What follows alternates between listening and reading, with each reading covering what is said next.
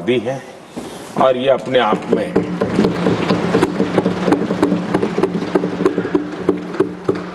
ये एक अनुभव का सम्मान है, एक सहज कार्यशैली का सम्मान है और एक सहज कार्यशैली की स्वीकृति भी है। हमने सबने हरिवंश जी के नेतृत्व में सदन की शक्ति को और अधिक प्रभावी होते हुए भी देखा है और मैं कह सकता हूं कि केवल सदन की कार्यवाही का संचालन ही नहीं,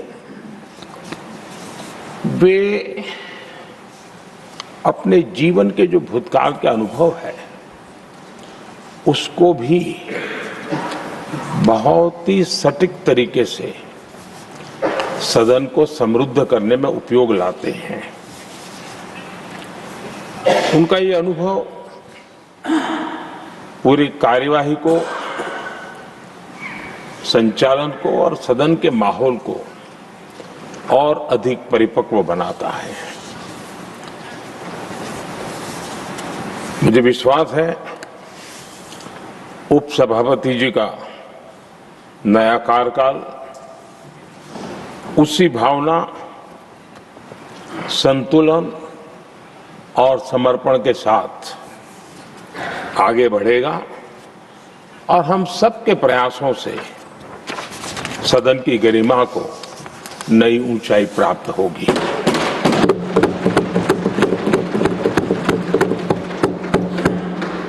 आदरणीय सभापति जी,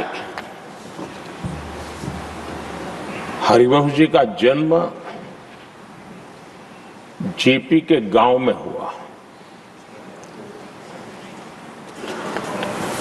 और सहज रूप से ग्रामीण पृष्ठभूमि के कारण उन्होंने अपने गांव के विकास में विद्यार्थी काल से भी कुछ न कुछ करते रहे। उनकी शिक्षा दीक्षा काशी में हुई और इन सारे विषयों पर मुझे भूतकाल में बोलने का अवसर मिला तो मैं काफी कुछ कह चुका हूं, इसमें से आज को दोहराता नहीं हूं। एक बात का उल्लेख आज जरूर मैं करूंगा। आज 17 अप्रैल है और 17 अप्रैल 1927 हमारे पूर्व प्रधानमंत्री चंद्रशेखर जी की जन्म जयंती भी है।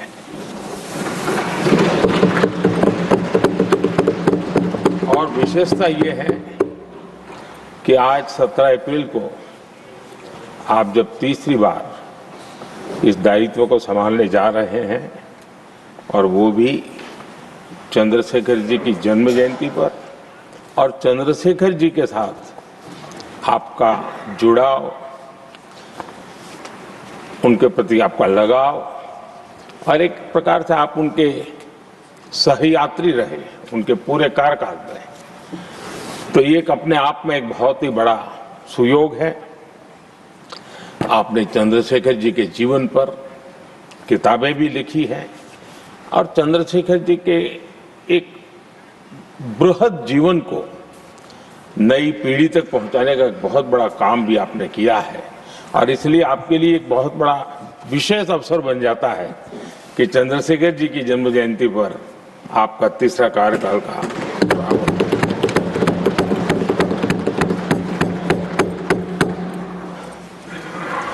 हरिवंश जी का सार्वजनिक जीवन केवल संसदीय कामों तक सीमित नहीं रहा है।